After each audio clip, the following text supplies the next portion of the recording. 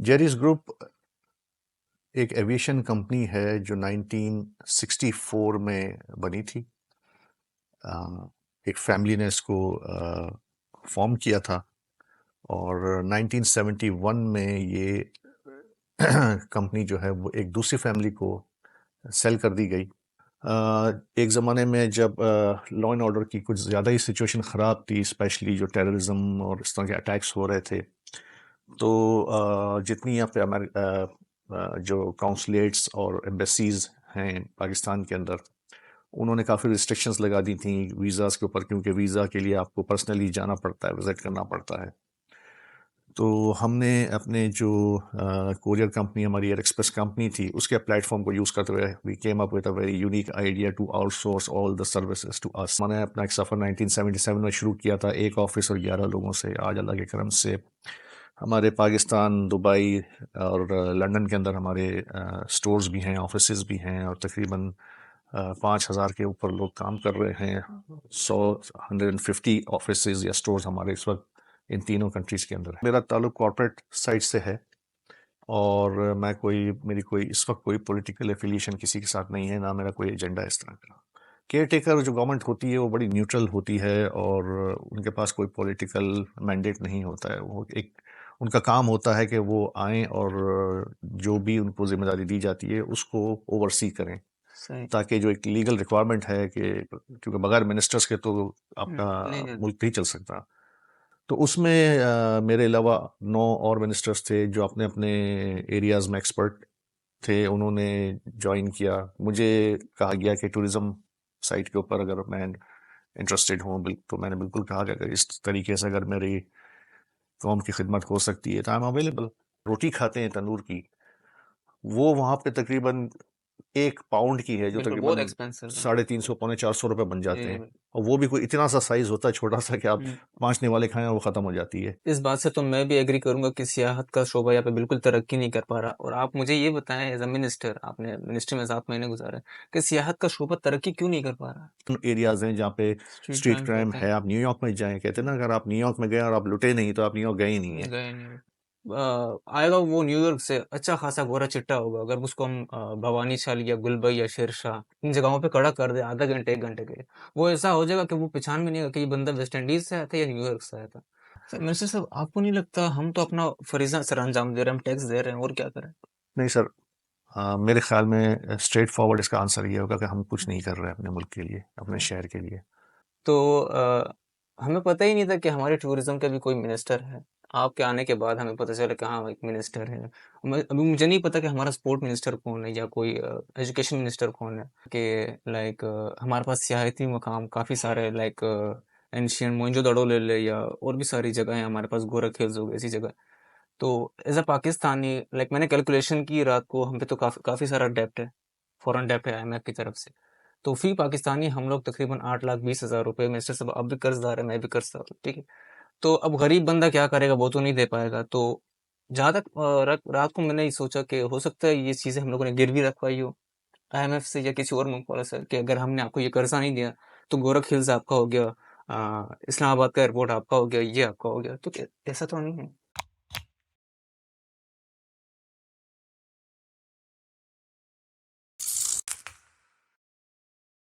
अस्सलाम वालेकुम नाजरीन, टॉक शो पॉडकास्ट के साथ मैं हूं आपका होस्ट आरिफ शाह। नाजरीन, एक ज़बरदस्त और एक उम्दा और एक अलग डाइवर्सिटी के गेस्ट हमारे साथ हर संडे पॉडकास्ट में मौजूद होते हैं।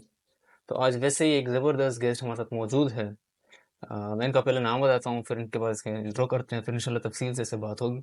अरशद वली मोहम्मद नाम इनका नाम है, और एक टूरिस्ट किंग हम कह सकते हैं इन्हें, जहाँ तक मेरी नॉलेज है, नाकिस नॉलेज के मुताबिक। व्यूवर्स का ये कहना था कि इतने सारे पॉडकास्ट हो गए जिसमें सियासी पॉडकास्ट और एंटरप्रेन्योरशिप के जो हमारे कोर कम्युनिटी के लीडर्स हैं वो भी आ गए। किसी टूरिज्म पे आपने पॉडकास्ट अभी तक नहीं किया। तो 1 साल से मैं इस पे रिसर्च कर रहा था, मैंने कहा कोई अच्छा से अच्छा गेस्ट मुझे मिले तो मैं उनको लाइन अप करता हूँ। उनके साथ एक ज़बरदस्त और दिलचस्प गुफ्तगू रहेगी इस पे। तो अल्हम्दुलिल्लाह आज एक ज़बरदस्त, जहाँ तक मेरा अंदाज़ा है, एक गेस्ट मेरे साथ मैंने उन्हें लाइन अप किया था हफ्ता पहले। तो व्यूअर्स का कहना था कि इनसे आप जो है फरमाइशी सवाल भी करें, कुछ टूरिज्म पे करें, तो उसी बेस पे एक ज़बरदस्त इंशाल्लाह आज इनके साथ गुफ्तगू रहेगी। सबसे पहले मैं इनका छोटा छोटा सा इंट्रो करवा देता हूँ आप लोगों को कि जेरीज ग्रुप के ग्रुप डायरेक्टर हैं और साथ में जो है केयर टेकर फॉर्मर मिनिस्टर रह चुके हैं टूरिज्म के।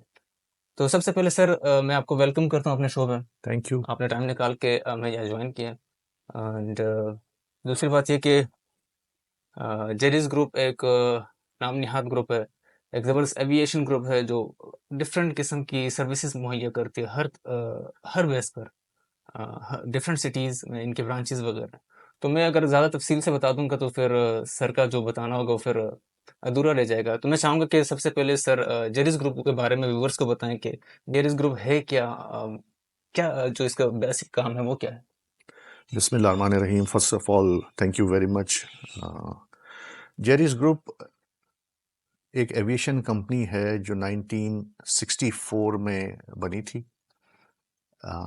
एक फैमिली ने इसको फॉर्म किया था और 1971 में ये कंपनी जो है वो एक दूसरी फैमिली को सेल कर दी गई। 76 तक उस कंपनी ने उसको रन किया और उसके बाद 77 में मेरे वालिद मरहूम ने इस कंपनी को ख़रीदा जिसका असल नाम था जेरीज ट्रैवल। सर ये ट्रैवल एंड टूर की कंपनी थी और उस वक्त हमारे पास सिर्फ एक ऑफिस था होटल मेट्रोपोल में और 11 के लगभग स्टाफ काम कर रहे थे। और उसके बाद मेरे वालिद साहब और मेरे दो बड़े भाई इसके अंदर आए और उन्होंने ज्वाइन किया और इन लोगों ने इस कंपनी को लेके आगे बढ़े। बाकी जो दो भाई और मेरे जिन्होंने बाद में ज्वाइन किया वो बाहर पढ़ रहे थे। ये कंपनी 82 या 84 तक ये इसी तरह चलती रही। उसके बाद हमने एक दूसरी कंपनी फॉर्म की जेरीज इंटरनेशनल के नाम से, जिसका सोल पर्पस था एयरलाइंस की रिप्रेजेंटेशन लेना। एयरलाइंस आगे जो होती हैं वो दो तरीके से ऑपरेट करती हैं किसी कंट्री के अंदर, या तो वो खुद अपना सेटअप अपने स्टाफ ऑफिस के साथ आती हैं या वो किसी लोकल कंपनी को अपनी रिप्रेजेंटेशन दे देती है जो सारा उनके बिहाफ में रन करता है। तो हमने एक कंपनी बनाई और फिर हमने 1984 में हमें पहला एक रिप्रेजेंटेशन एक कंपनी की मिली, ऑस्ट्रियन एयरलाइंस की।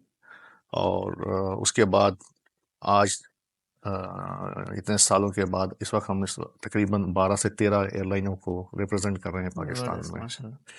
1988 में हमारा एक और जो इसमें काम नया आया वो था एयर एक्सप्रेस एंड कोरियर का।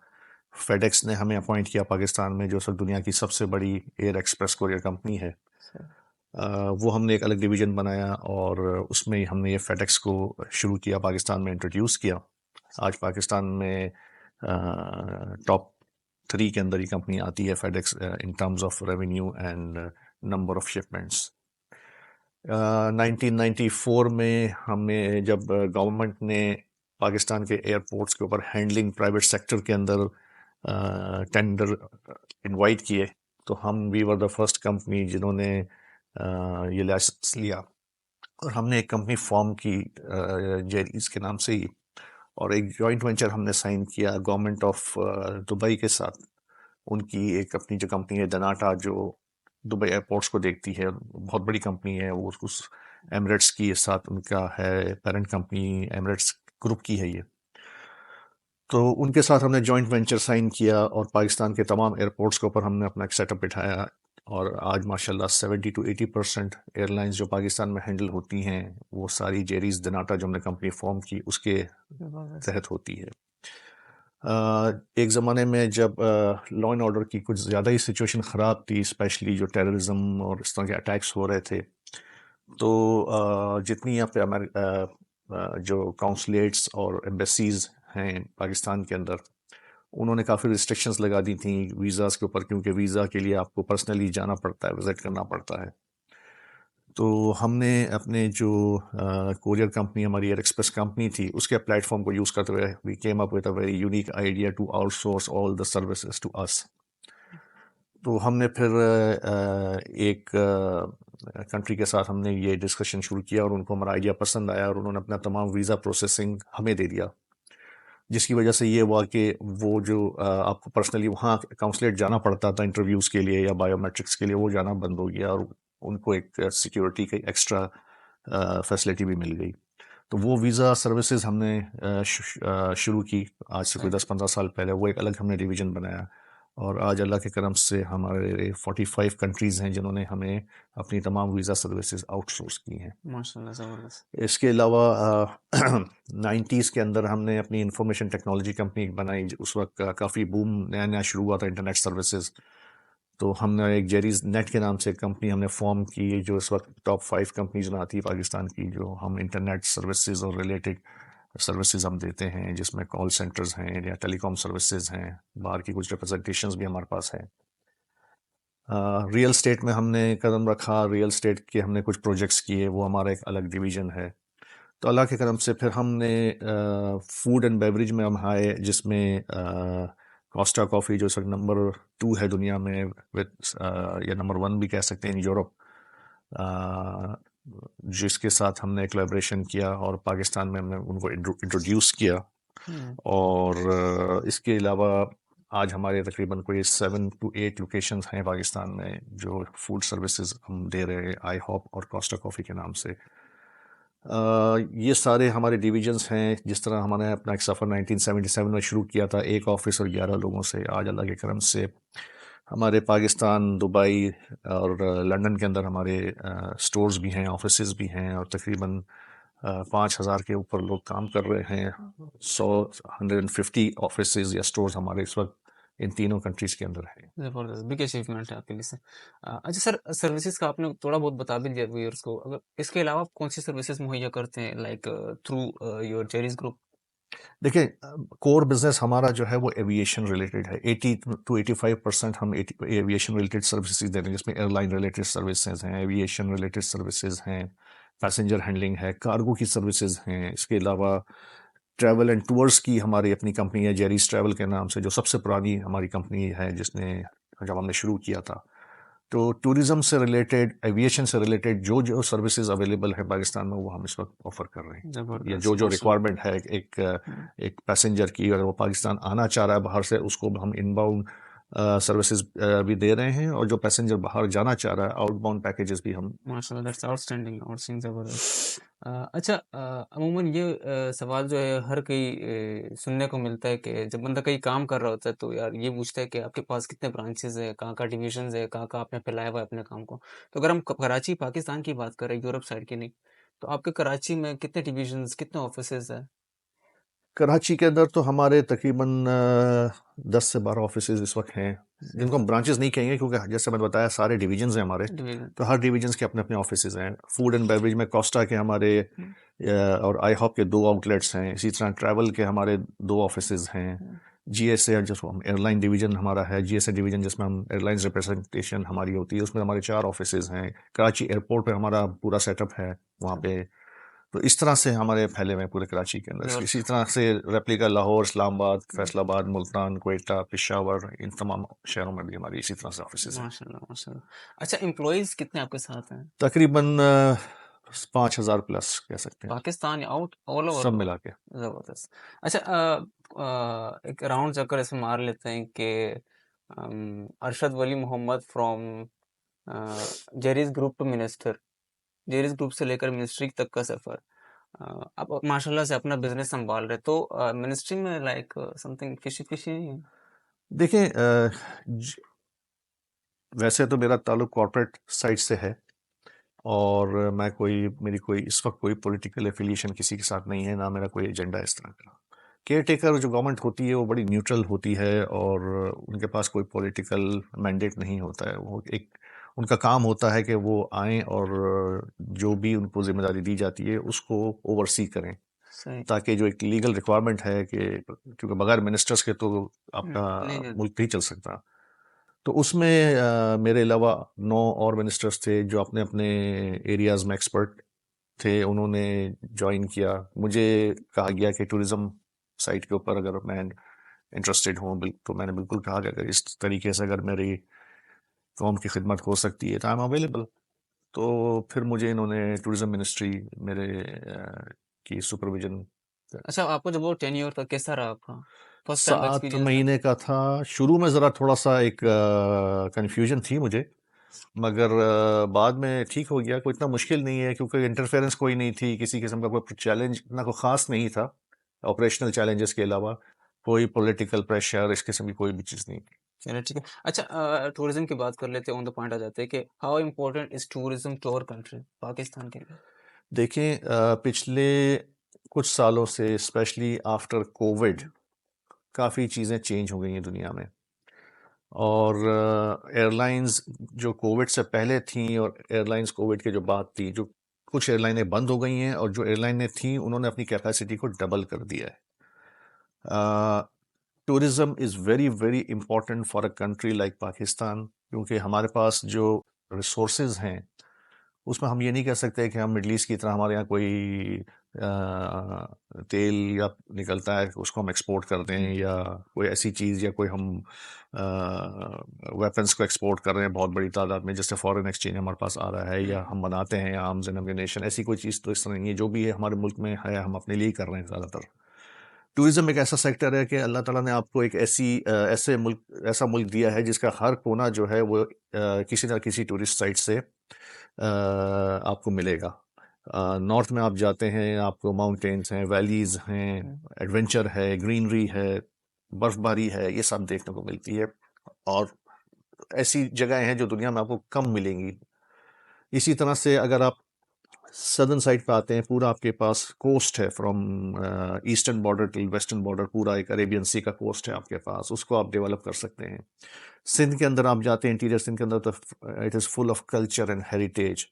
यहाँ तक कि हिल स्टेशन भी है यहाँ पे, जो गोरख हिल्स है, उसको अगर हमने वैसे इसको प्रपोजल को हमने अप्रूव तो करवा लिया है ड्यूरिंग आवर टेन्योर। अच्छा, गोरख हिल्स लीज जगह है? क्या समझते हैं आप? इस पे कोई लाइक प्राइवेट सेक्टर को दे सकते हैं? क्योंकि बिल्कुल दे सकते हैं। इस वक्त तो एक नॉर्मल गवर्नमेंट की एक जगह है वो, जिसको हमने प्रपोज किया है कि उसको प्रॉपरली डेवलप करके इसके इंफ्रास्ट्रक्चर को ठीक करके फॉरेन इन्वेस्टर्स को यहाँ बुलाएं अगर, तो ये सिंध का मरी बन सकता है। यहाँ पे एवरेज टेम्परेचर सारा साल 15 to 17 डिग्री सेल्सियस होता है। सही।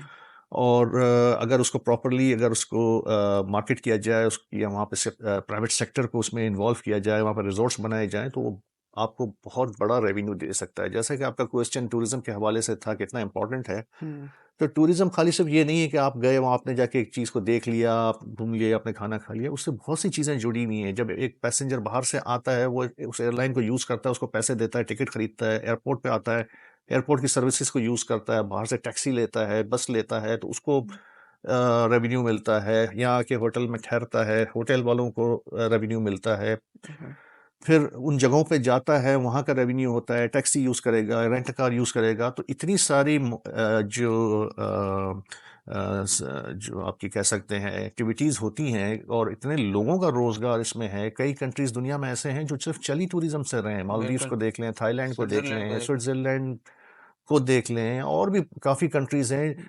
सिंगापुर है आपका, मलेशिया है। वहाँ पे टूरिज्म मिलियंस एंड मिलियंस के हिसाब से इनबाउंड टूरिज्म आता बिल्कुल। है और फॉरेन एक्सचेंज लेके आता है और स्पेंड भी करता है वहाँ पे। हम्म। और पाकिस्तान एक ऐसी जगह है जहाँ पे हर किस्म का टूरिज्म अवेलेबल है। जिस अगर किसी को हिस्ट्री का शौक है, हेरिटेज कल्चर देखने का शौक है, वो सदर्न साइड पे आए, सिंध की तरफ आए। इंटीरियर पूरा हमारे पास 200 के लगभग हमारी हेरिटेज साइट्स हैं। बड़ा पड़ा था। जी। और इसी तरह अगर वो किसी रेगिस्तानी इलाके से आ रहा है फॉर एग्जांपल, और वो माउंटेन्स, हिल स्टेशंस वगैरह पे रहना चाह रहा है, तो वो नॉर्दर्न एरियाज जाके देख सकता है। तो यहाँ पे हर चीज़ अवेलेबल है, और टूरिज्म से बड़ी आपको अपॉर्चुनिटियाँ मिल सकती हैं किसी तरीके उससे। काफ़ी लोगों के रोज़गार आप यहाँ पे अवेलेबल कर सकते हैं। ठीक है। अच्छा सर, अगर करंट इन्फ्लेशन को देखे तो आप क्या सजेशन देंगे व्यूअर्स को कि कौन से सियाही मकामात वो विजिट करें? देखें, इन्फ्लेशन की आप जब बात करते हैं ना, बिल्कुल एक लोकल पाकिस्तानी के लिए तो महंगाई है। हम्म। और हमें जो है वो टूरिस्ट जो है ना, वो दोनों साइड का लाना पड़ेगा पाकिस्तान में। लोकल टूरिज्म तो अपनी जगह पे है, लोग जा भी रहे हैं, आ भी रहे हैं, उनको सिर्फ अवेयरनेस की है। लेकिन compare to rest of the world, Pakistan is still very cheap in terms of hotel rooms, खाना बिल्कुल ये है। वगैरह। और आप बाहर जाते हैं, मिसाल के तौर पर आप लंदन में जाते हैं, आप ज़रा एक रेस्टोरेंट में जाके डिनर करें, एक जो हम रोटी खाते हैं तंदूर की, वो वहाँ पे तकरीबन एक पाउंड की है जो बिल्कुल, बहुत तकरीबन एक्सपेंसिव है। 350 ₹450 बन जी, जाते जी, हैं, बिल्कुल। और वो भी कोई इतना सा साइज होता है छोटा सा कि आप हुँ, 5 निवाले खाएं वो ख़त्म हो जाती है। तो यूं तो हम काफ़ी इस चीज़ में हमारे लिए टूरिज्म पॉइंट ऑफ व्यू से काफ़ी पाकिस्तान सस्ता है। सिर्फ हम बाहर से लेके आए, हमारे होटल्स के रेट बड़े सस्ते हैं, हमारे खानों के रेट्स बड़े सस्ते हैं, हमारे यहाँ जो फैसिलिटीज़ हैं वो बहुत सस्ती हैं। ठीक है। सिर्फ जो चीज़ है उसकी अवेयरनेस को फैलाना है, उसकी मार्केटिंग करनी है, प्रॉपर इंफ्रास्ट्रक्चर अगर टूरिज्म साइट्स का बनाएं हुँ, और फिर उसके बाद हम ऑफर करें एक अच्छे स्टैंडर्ड के हुँ, रिजॉर्ट्स, तो पूरी दुनिया यहाँ पे आएगी। ठीक है, बिल्कुल। अच्छा मशवरा है ये भी। अच्छा इस बात से तो मैं भी एग्री करूँगा कि सियाहत का शोबा यहाँ पे बिल्कुल तरक्की नहीं कर पा रहा, और आप मुझे ये बताएँ एज़ अ मिनिस्टर, आपने मिनिस्ट्री में 7 महीने गुज़ारे, कि सियाहत का शोबा तरक्की क्यों नहीं कर पा रहा? देखिए पिछले, मैं 10-15 साल का सिर्फ आपको बताऊंगा, उससे पहले तो फिर पूरी हिस्ट्री पड़ी हुई है। सबसे बड़ा मसला जो यहाँ पे था वो लॉ एंड ऑर्डर था इन टर्म्स ऑफ टेररिज्म। सही बात। पाकिस्तान एक टारगेट बना हुआ था हुँ, तमाम टेररिस्ट जो एलिमेंट्स होते हैं उनका, एक मुख्तलिफ एजेंडे के साथ।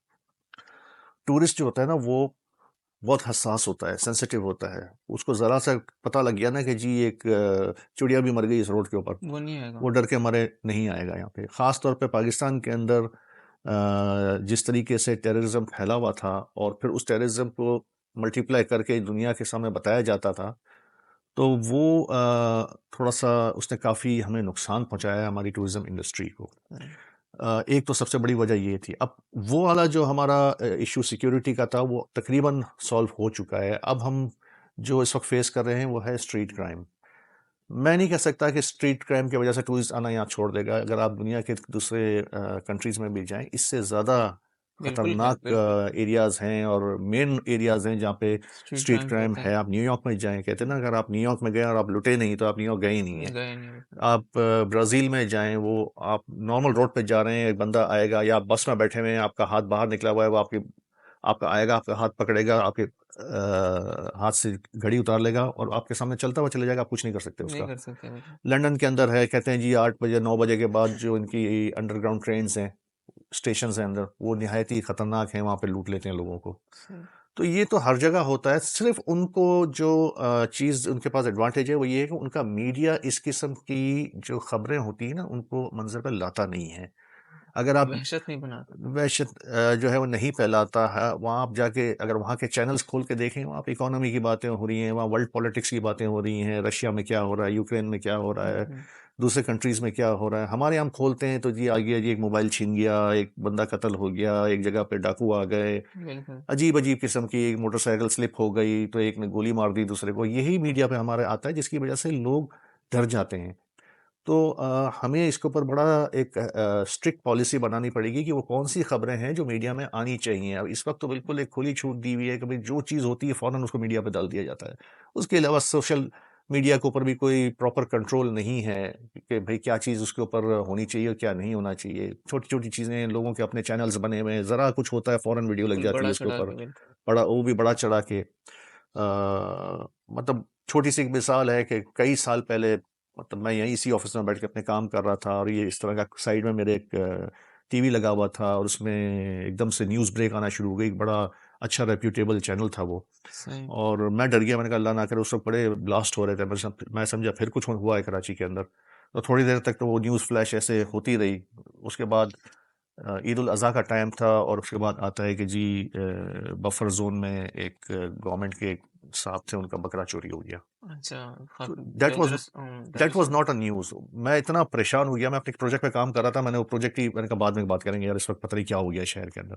तो ये जो माइंड डाइवर्ट करना हुँ, और इस तरह की चीज़ों को फैलाना, ये बड़ा नुकसानदेह है। इसमें सबको अपना रोल प्ले करना पड़ेगा, मीडिया को भी अपना रोल प्ले करना पड़ेगा और लोगों को भी अपना रोल प्ले करना पड़ेगा कि अगर कोई इस किस्म की खबरें आ भी रही हैं तो उसको नेगलेक्ट करें, बिल्कुल। निग्लेक्ट करें, उसको फैलाएं ना।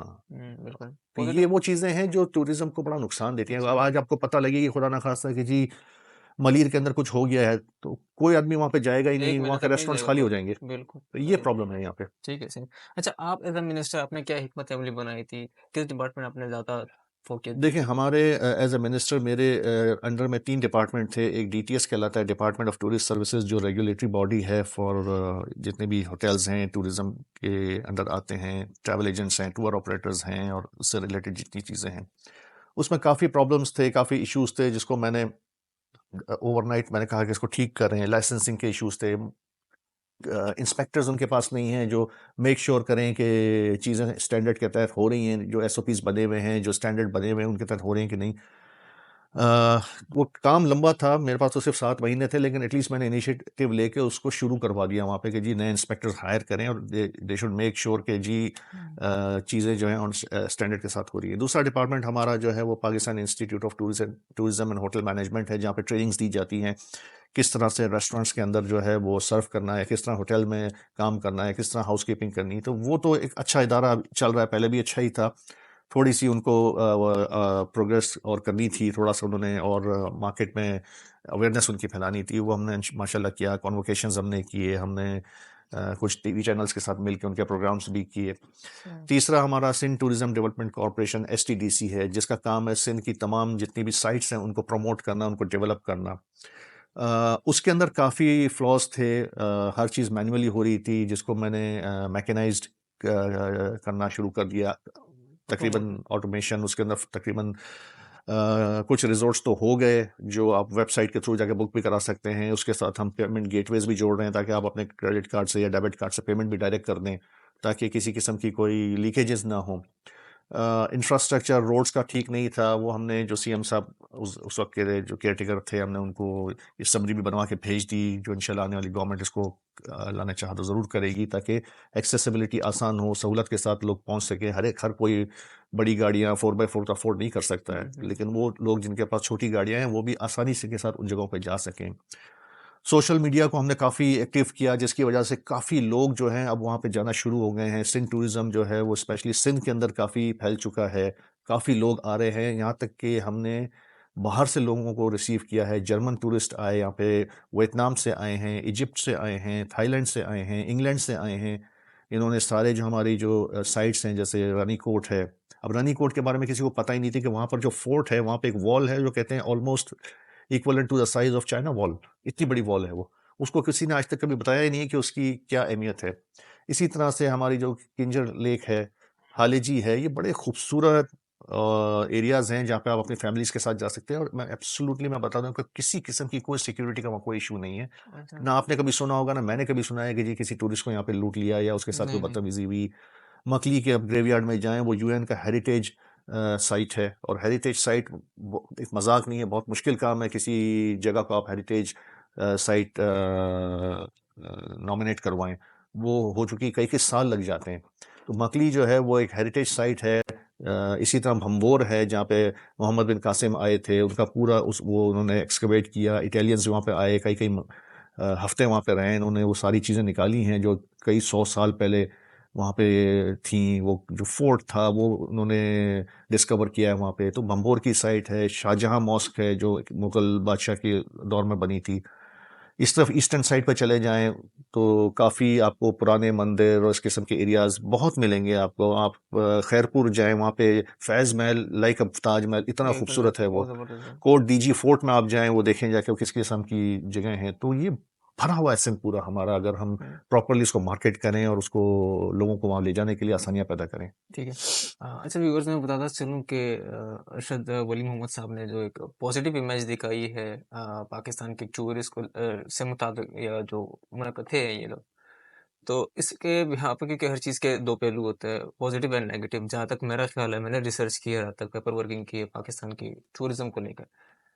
सिंध का जो ये सूबा है, सियाहत से माला माल है, बिल्कुल मुझे भी पता है। कुछ जगह हमने भी घूमी है, कुछ मिनिस्टर साहब ने भी घूमी होगी। अगर इसकी इंफ्रास्ट्रक्चर की बात करें, लाइक तहस नहस पड़ा हुआ है बिल्कुल। ट्रांसपोर्टेशन की बात करें, बिल्कुल 0% है। मैं खुद जहाँ तक मेरे नाकिस मालूमात के जरिए पे। और रेस्टोरेंट अगर हम देख के, कई एक्सपेंसिव, कई तो चीप चीज़ें मिल जाती है, पर लाइक वो 10-10 20-20 दिन पुरानी चीज़ें आपको खिला देते हैं। क्योंकि मैं एज अ पाकिस्तानी मैंने ये चीज़ें देखी है। और अगर पब्लिक स्पेसेस देखे तो बिल्कुल जगह ही नहीं होती है। कहीं ट्रैफिक में अगर आप फंस गए, एटलीस्ट 2 से 3 घंटे आपको वहाँ निकलने में लगेंगे। और पोल्यूशन की अगर हम बात करें, बिलफर्ज कोई टूरिस्ट आ जाता है बाहर से, मैं सब मैं आपको ही बता रहा हूँ, आएगा वो न्यूयॉर्क से, अच्छा खासा गोरा चिट्टा होगा। अगर उसको हम भवानी शाल या गुलबई या शेरशाह इन जगहों पे खड़ा कर दे आधा घंटे 1 घंटे के लिए, वो ऐसा हो जाएगा कि वो पहचान में नहीं आएगा कि ये बंदा वेस्ट इंडीज से आया था या न्यूयॉर्क से आया था। तो काफ़ी सारी चीज़ें, अगर मैं नेगेटिव पॉइंट्स पे और भी जाऊँ तो और भी काफ़ी सारी चीज़ें। और सबसे बड़े मसले मसाइल यही है, और जो इसका जो मेन फंडामेंटल मसला है, जहाँ तक मेरा ख्याल है, इन सब मसाइल का जो जड़ है, सिक्योरिटी इश्यूज है। इन सारी चीज़ों को हम कैसे बेहतर बना सकते हैं, मैं चाहूँगा कि मिस्टर साहब हमें इसके थोड़ी सी बहुत इस पर तरजीह बताएं कि हाँ, हमें ये स्टेप्स उठाने हैं ताकि जो नेगेटिव पॉइंट्स है वो पॉजिटिव में तब्दील हो जाए। देखिए, जो मुल्क के बाशिंदे होते हैं ना, वो उस मुल्क को, उस शहर को, उस मोहल्ले को ओन करते हैं। पोल्यूशन की बात कर लें, सिक्योरिटी की बात कर लें, तो ये सब चीज़ें हमारे अपने घर से निकलती हैं। गवर्नमेंट जो होती है ना, उनके पास ठीक है अथॉरिटीज़ बहुत होती हैं, लेकिन रिसोर्सेज लिमिटेड होते हैं। ये गवर्नमेंट और जो अवाम है ना, ये मिल के अगर जब तक काम नहीं करेंगी इन तमाम प्रॉब्लम्स के ऊपर, कभी भी ठीक नहीं होंगी। अगर खाली पब्लिक कहेगी हम ही ठीक करते रहें, गवर्नमेंट कुछ नहीं करेगी, तो भी कुछ नहीं होगा। खाली गवर्नमेंट कहेगी हम करते रहें, पब्लिक कुछ नहीं करेगी, तो भी ठीक नहीं होगा। ये हमें मिल के सब कुछ करना पड़ेगा। सर मिनिस्टर साहब, आपको नहीं लगता हम तो अपना फरीजा सर अंजाम दे रहे हैं, हम टैक्स दे रहे हैं, और क्या करें? नहीं सर, मेरे ख्याल में स्ट्रेट फॉरवर्ड इसका आंसर ये होगा कि हम कुछ नहीं कर रहे हैं अपने मुल्क के लिए, अपने शहर के लिए। छोटी छोटी चीज़ें ऐसी हैं जो हमें देखनी पड़ेंगी। हमारा कैरेक्टर, हमारी आदतें, हमारा उठना बैठना, क्या हमारे पेरेंट्स ये देख रहे हैं कि उनके बच्चे किस जगहों पे जा रहे हैं, क्या खा रहे हैं, किस कंपनी में बैठ रहे हैं। क्राइम तो वहीं से निकलता है ना। बिल्कुल। तो अगर नज़र रखी हुई है, अगर हर पेरेंट अपने बच्चों पर नज़र रखेगा, तो कितनी प्रॉब्लम्स आपके सॉल्व हो जाएंगी। ड्रग्स यहाँ पे फैली हुई है, तो ड्रग्स के लाने का तो बंद करना ही है, लेकिन जो ले रहा है उसके ऊपर भी क्या निगाह रखी हुई है, ये क्वेश्चन है हमारा। क्या हम टैक्स खाली दे रहे हैं तो उससे ये चीज़ पूरी हो जाती है? हम गाड़ी में जा रहे हैं, हम किसी जगह पर रुकते हैं, शीशा खोला, कचरा बाहर फेंक दिया, क्या ये टैक्स देने से ठीक हो जाएगा? आपने गाड़ी में प्रेशर हॉर्न लगाए हुए हैं, क्या ये टैक्स देने से बंद हो जाएंगे? आपकी गाड़ी धुएं छोड़ रही है, आपने गाड़ी रखी हुई है लेकिन 20 लाख रुपए की, लेकिन 20,000 रुपए लगा के उसके एमिशन सिस्टम को ठीक नहीं कर रहे हैं, धुआं छोड़ रही है वो गाड़ी। गवर्नमेंट के रूल्स बने हुए हैं, ठीक है, गवर्नमेंट की अपनी गलती है, वो भी नहीं पकड़ रही है उनको। लेकिन अगर 10 लाख गाड़ियां हैं, तो क्या 10 लाख गाड़ियों में से अगर 2 लाख गाड़ियां भी अगर आपकी जो है वो स्टैंडर्ड से नीचे हैं और धुआं फेंक रही हैं और पोल्यूशन फैला रही हैं, तो क्या गवर्नमेंट उनको पकड़ लेगी क्या 2 लाख गाड़ियों को? ना गवर्नमेंट की तरफ से इतनी सख्ती है, और अगर हम कहते हैं कि ठीक है जी गवर्नमेंट का कसूर है, उनकी तरफ से सख्ती नहीं है, तो क्या हम खुद सख्ती कर रहे हैं? क्योंकि वही धुआं, वही गलत चीज़ें हमारी अपनी फैमिलीज को भी तो अफेक्ट कर रही है ना। हम रोडों के ऊपर गाड़ियां गलत चला रहे हैं, हम सिग्नल तोड़ रहे हैं। आप ट्रैफिक का हाल देख लेना यहाँ पे किस तरह का है। ट्रैफिक का हाल इस वजह से खराब नहीं हुआ है कि यहाँ पर रोडें पतली हैं या यहाँ पर रोडें हैं नहीं। बिल्कुल ठीक है, मैं कहूँगा स्टैंडर्ड के हिसाब से नहीं है वो रोडें, लेकिन क्या हम रूल्स पे अमल भी कर रहे हैं? क्या हम अपनी लेन में गाड़ियां चला रहे हैं? क्या हम सिग्नल नहीं तोड़ रहे हैं? क्या हमारी गाड़ियों के स्टैंडर्ड ठीक हैं? क्या हमारे जो बच्चे हैं या लोग हैं, क्या वो लाइसेंस के लेके गाड़ी चला रहे हैं? नहीं हो रहा है सब। तो हमने अपने सिर्फ एक ही चीज सोच ली है कि जी हमने टैक्स पे कर दिया है, अब सारा काम गवर्नमेंट का है, वो जो चाहे करे। ऐसा नहीं होता है। सोसाइटियां इस तरह नहीं बनती हैं। पेरेंट्स को भी अपनी जिम्मेदारियां पूरी करनी पड़ेंगी, बच्चों को भी अपनी जिम्मेदारियां पूरी करनी पड़ेंगी, तालीम के निज़ाम को भी ठीक करना पड़ेगा। बिल्कुल हमारा निज़ाम तालीम का, मैं कहूँगा साइंटिफिकली दुनिया में अब उसके ऊपर चेंजेस आ गई हैं। यहाँ पे अभी भी वही जो है वो 20 किलो का बैग लटका के बच्चे जो है स्कूल जा रहे हैं। आईपैड्स आ गए, बच्चे उस पर पढ़ रहे हैं। हमारे यहाँ अभी वही किताबें चल रही हैं। तो हमारे यहाँ रूल्स बना तो दिए ना, हम कहेंगे रूल्स ही नहीं है, तो हमें समझ में नहीं आती है कि क्या है। कचरा रोड पे फेंकना कोई रूल की ज़रूरत है क्या उसके बनाने की? घर के बाहर आप कचरा फेंक देते हैं, कचरा कुंडियाँ बनी हुई हैं। भाई जब आप घर के बाहर फेंक रहे हैं, आप प्लास्टिक के बैग्स मिलते हैं, आप खरीद लें, उसमें डाल के घर के बाहर रख दें। फिर ना उठाए कोई तो आप बोलिएगा कि जी कचरा पड़ा हुआ है, उसमें जानवर भी आ रहे हैं और फैला रहे हैं उसको। तो हमारा अपना, हम खुद भी कसूरवार हैं इन चीज़ों के। हमने ओन ही नहीं किया है अपनी चीज़ों को। नहीं ठीक है, अच्छा इंफॉर्मेटिव था काफ़ी व्यूअर्स के लिए, अगर हम इस पे हिकमत अमली बनाए खुद की भी। अच्छा, अगर आपको दोबारा मौका मिले डिपार्टमेंट में काम करने के लिए टूरिज्म के, तो आप क्या करेंगे? देखिए, मैंने पूरी एक रिपोर्ट बनाई है, जो मैंने क्या क्या मेरी अचीवमेंट्स थी और क्या मेरी रिकमेंडेशंस थी। अच्छा, जो आपने काम किया होगा वो तो अधूरा रह गया होगा 7 महीने का जो काम। अधूरा तो नहीं कह सकूंगा, जहां मैं छोड़ आया हूं मैंने रिक्वेस्ट यही की है, आने वाले जो भी मिनिस्टर आएंगे उनसे भी मेरी यही रिक्वेस्ट होगी कि ये बड़े पॉजिटिव स्टेप्स थे जो हमने लिए थे। उसमें मरीन स्पोर्ट्स भी था, कल्चर भी था, उसके अंदर टूरिज्म भी था, वो सारे रिकमेंडेशंस जो वहाँ पे स्टाफ है उनको बताया गया है, सब पता है उनको क्या क्या करना है, क्या क्या इनिशिएटिव्स मैंने लिए हैं। तो अगर वो उसी को लेके आगे बढ़ें तो डेफिनेटली हो जाएगा। ज़रूरी नहीं है, देखिए इंसान की अपनी ज़ात क्या होती है, होती तो अल्लाह की ज़ात है जो उसे काम करवाती है। मैंने अपनी पॉलिसीज़, अपनी रिकमेंडेशंस दे दी हैं। अगर आगे आने वाले जो सेटअप है वो उसको करना चाहेगा तो जो मैं चाह रहा था वो लोग भी कर लेंगे। तो मेरे आने ना आने से कोई फ़र्क नहीं पड़ता। अच्छा सर, मज़े की बात ये है कि हम एज़ अ यूथ में आते हैं, हम यूथ पार्लियामेंट से वाबस्ता हैं। तो हमें ये मुझे फर्स्ट टाइम 2 हफ़्ते पहले ही पता चला है कि आप एज़ अ मिनिस्टर तैनात हुए थे 7 महीने पहले। हालाँकि हम ज़्यादा पॉलिटिकल एफ़िलिएशन से हम वो नहीं है। तो हमें पता ही नहीं था कि हमारे टूरिज़्म का भी कोई मिनिस्टर है। आपके आने के बाद हमें पता चला कि हाँ, एक मिनिस्टर है। अभी मुझे नहीं पता कि हमारा स्पोर्ट मिनिस्टर कौन है या कोई एजुकेशन मिनिस्टर कौन है, हेल्थ मिनिस्टर कौन है, हमें कुछ भी नहीं पता। बहरहाल अल्लाह हमें इसकी समझने की तौफ़ीक दें। अच्छा सर, ये बताएँ व्यूअर्स को what are the good and bad things about tourism? देखिए बुरी चीज़ तो कोई भी नहीं है। टूरिज़्म तो एक बड़ी अच्छी और बड़ी अच्छी एक्टिविटीज़ वाली एक वो है, इसको हम बुरा तो कह ही नहीं सकते किसी भी सूरत में, अनलेस कि हम उसको नेगेटिव तरीके से यूज़ करें तो। सही। पॉजिटिव ये है कि पूरे पूरे, जैसे मैंने अभी थोड़ी देर बताया, कि कंट्रीज जो हैं वो टूरिज्म के रेवेन्यू पे चल रहे हैं। प्लस टूरिज्म का मतलब ये है कि एक टूरिस्ट किसी जगह पे जाता है, डिफरेंट एक्टिविटीज़ में अपने आप को इन्वॉल्व करता है, तो उसको एक पीस ऑफ माइंड मिलता है। आप थक जाते हैं, साल में पूरा साल आपने काम किया, 15 दिन की आपने छुट्टी ली, आप कहते हैं मैं किसी सयाहती मकाम पे जाऊं जहाँ पे मैं रिलैक्स करूं, अपनी फैमिली के साथ जाऊं, अपने दोस्तों के साथ जाऊं, और वहाँ पे अच्छे नज़ारे मिलें, मुझे अच्छी फैसिलिटीज़ मिलें, एक डिफरेंट माहौल मिले। तो वो जो आपको एक पीस देता है वो टाइम, वो आपके लिए आपकी एनर्जी को बूस्ट करता है, और जब आपकी एनर्जी बूस्ट होती है तो आप फिर दोबारा आके और अच्छे तरीके से और एग्रेसिव मैनर में आप काम करते हैं। यहाँ पे तो अभी भी इतना इन चीज़ों पे काम नहीं हुआ है, लेकिन डेवलप कंट्रीज़ के आप अंदर जाएँ तो इतना उन्होंने एम्प्लॉइज़ के साथ रखा है कि जी वो कभी हफ़्ते में 3 दिन आ रहे हैं, कभी हफ़्ते में 4 दिन आ रहे हैं। अब जैसे हमारे पड़ोस में दुबई है, दुनिया में 5 वर्किंग डेज़ होते हैं, पाकिस्तान में तो 6 हैं, 6 है। सैटरडे को भी काम होता है। हुँ, और कुछ जो ओनर्स हैं वो तो संडे सातों को दिन काम करते हैं। तो संडे मैं को भी ये नहीं काम। कहूँगा कि जी वो बहुत अच्छा काम है कि आप 7 दिन काम करें। देखिए, पैसा कमाना ही हर चीज़ नहीं है। आप पैसा किस लिए कमा रहे हैं? बैंक अकाउंट भरने के लिए, या अपने आप को सहूलत देने के लिए कि भाई ठीक है आपके पास पैसा होगा, आप आराम से रह सकेंगे, आप अपनी ख्वाहिशात को पूरी कर सकेंगे, लेकिन एट व्हाट कॉस्ट? आपकी हेल्थ खराब हो जाएगी उसमें, बिल्कुल। ठीक है ना?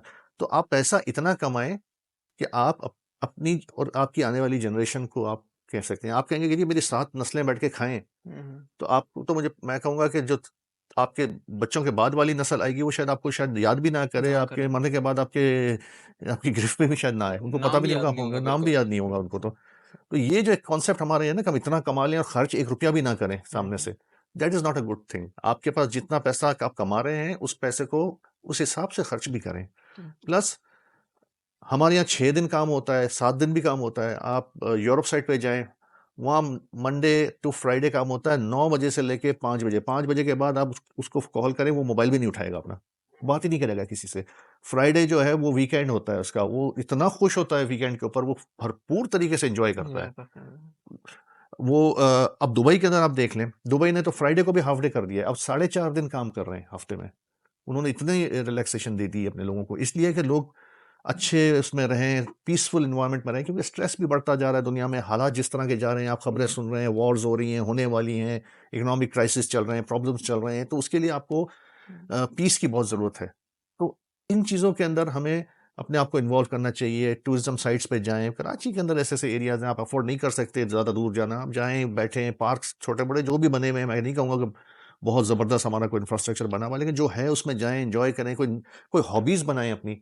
बहुत चीज़ें कर सकते हैं, बुक्स पढ़ें आप, और 50 चीज़ें करने की हैं। हम सिर्फ़ यही बोलेंगे कि जी रोडें टूटी हुई हैं, हम कहाँ जाएँ, रेस्टोरेंट अच्छे नहीं हैं, हम कहाँ जाएँ, कराची में कोई पार्क सीधा नहीं, हम कहाँ जाएँ, तो आप घर में बैठ के भी 10 चीज़ें कर सकते हैं। बिल्कुल कर सकते तो ऐसे तो बहुत तरीके हैं, लेकिन इट इज़ वेरी इंपॉर्टेंट कि आप अपना जो काम कर रहे हैं उससे थोड़ा-सा हट के हैं। बिल्कुल। मुख्तलिफ एक्टिविटीज़ में अपने आप को इन्वॉल्व करें, स्पोर्ट्स करें, घर में खेल सकते हैं, घर के बाहर खेल सकते हैं। ठीक, ठीक।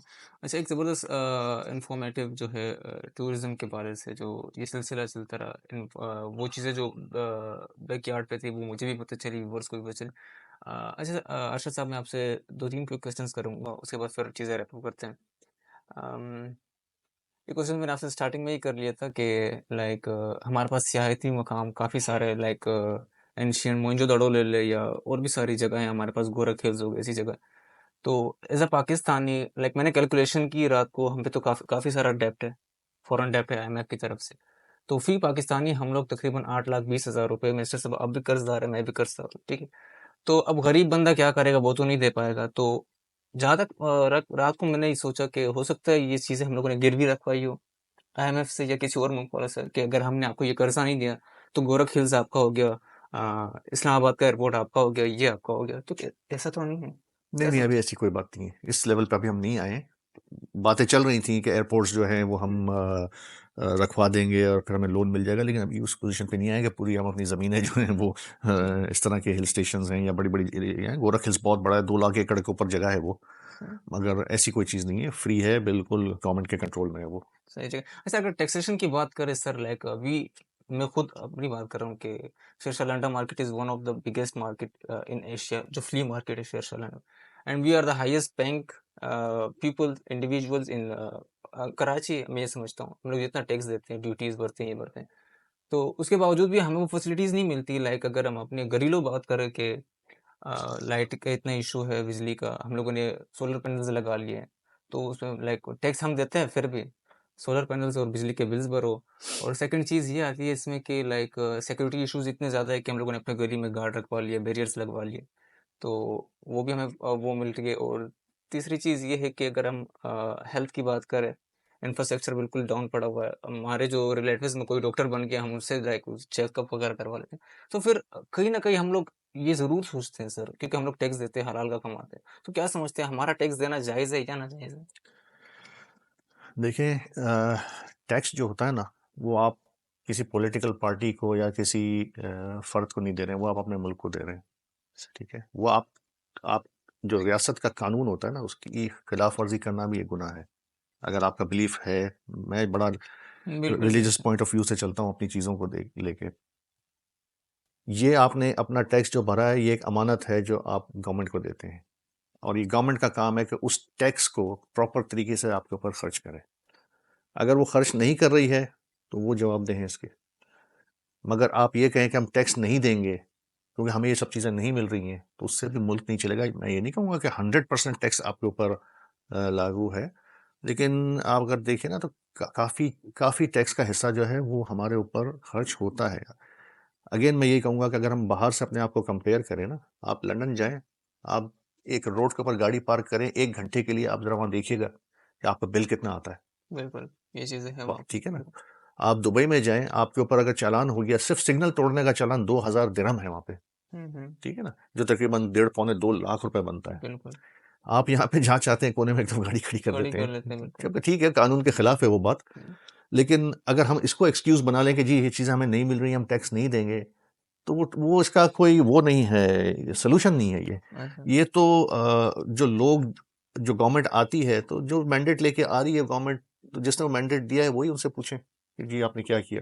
अगर वो उनको वापस लेके आ रहे हैं फॉर एग्जांपल, तो फिर वो जाने और उनकी रूलिंग पार्टी जाने। ठीक है। हो सकता है पॉजिटिव रिस्पांस मिल जाए गवर्नमेंट की तरफ से। तो नाज़रीन, ये थे आज के हमारे गेस्ट अरशद वली मोहम्मद साहब। काफ़ी ज़बरदस्त पॉडकास्ट इनके साथ रहा। सर, आपसे रिक्वेस्ट है कि आप टॉक शोज पॉडकास्ट में हमारे मौजूद है, तो जो टूरिज्म है, जो टूरिस्ट है आना चाहते हैं पाकिस्तान, उनके लिए कोई छोटा सा मैसेज लीव करें।